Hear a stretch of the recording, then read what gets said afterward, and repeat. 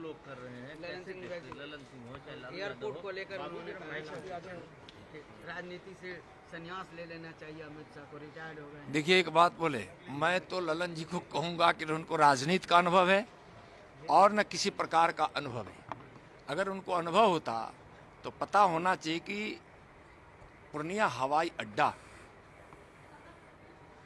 की स्वीकृति केंद्र सरकार ने दे दी है और जो भी कुछ वहाँ बाधाएं उत्पन्न है जमीन के अधिग्रहण का, वह बिहार सरकार के निकम्मेपन का परिचायक है, जिसके कारण विलंब हुआ है।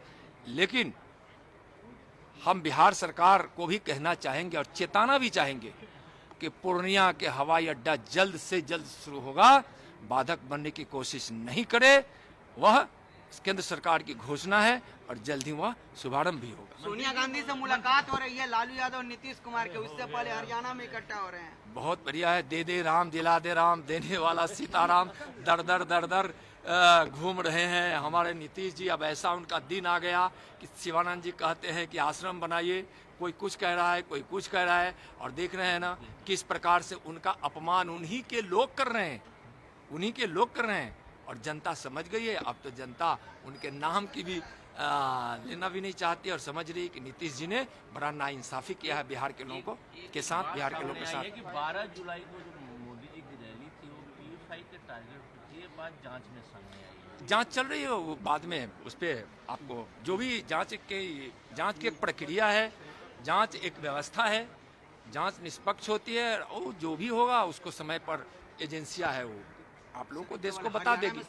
विपक्ष एकता की बात करने पर ममता बनर्जी अखिलेश यादव नहीं पहुंच पाए। देखिए सब लोग अपने अपने विषय को लेकर चिंतित हैं और जो विपक्ष एकजुटता की बात कर रही है तो इधर देश एकजुट है, नरेंद्र मोदी जी के नेतृत्व में एकजुट है, हर लोग विकास चाहता है, भारत को अब दुनिया का सर्वश्रेष्ठ राष्ट्र देखना चाहता है।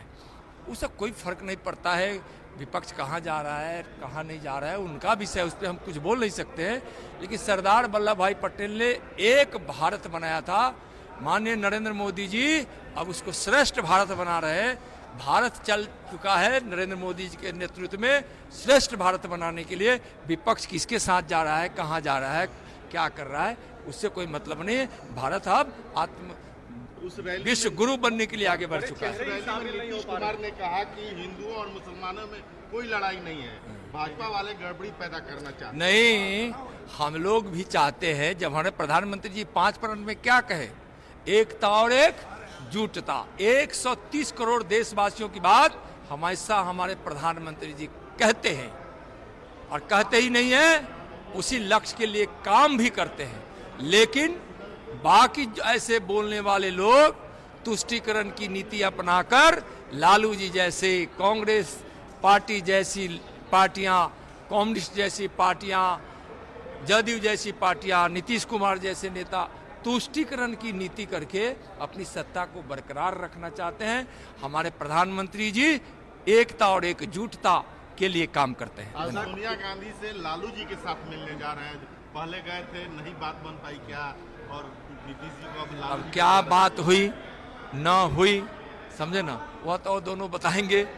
यहाँ देश कुछ सुनने के लिए, कुछ देखने के लिए तैयार नहीं है। एक विकसित भारत, समृद्ध भारत, शक्तिशाली भारत, शांतिपूर्ण भारत और विश्व का गुरु भारत, अब इस देश के लोग वह चाहते हैं और नरेंद्र मोदी जी उस काम को प्रण के रूप में लेकर, संकल्प के रूप में लेकर काम कर रहे हैं। मैं एक चीज आपको याद कराना चाहूंगा, विवेकानंद जी ने एक भविष्यवाणी की थी कि 21वीं सदी भारत का होगा, और विवेकानंद जी से किसी ने पूछा था उस समय जब हमारा देश पराधीन था, तो कहते कि आप तो गुलाम देश के लोग हो, भूखे देश के लोग हो, नंगे देश के लोग हो, बेबस लोग हैं वहाँ के, अशिक्षित लोग हैं वहाँ के। तो विवेकानंद जी ने भविष्यवाणी की थी कि 21वीं सदी भारत का होगा और भारत विश्व गुरु बनेगा। हमारी भारत माँ उस आसन पर विराजमान होगी जो विश्व गुरु का स्थान होता है और भारत में न कोई भूखा होगा, न कोई अशिक्षित होगा, न कोई बेबस होगा, न कोई बेघर होगा। भविष्यवाणी करने वाले विवेकानंद जी के बचपन का नाम क्या था? नरेंद्र। और आज भारत के माननीय प्रधानमंत्री है, दुनिया के सबसे लोकप्रिय नेता का नाम क्या है? नरेंद्र। एक नरेंद्र विवेकानंद ने भविष्यवाणी की थी, उस भविष्यवाणी को दूसरा नरेंद्र भारत के यशस्वी प्रधानमंत्री पूर्ण कर रहे हैं। अभी भारत माता तेरी जय हो, विजय हो का जसोगान हो रहा है। नरेंद्र मोदी जी के नेतृत्व में आत्मनिर्भर भारत और विश्व गुरु बनने जा रहा है। चलिए सब मिलकर एक साथ काम करें।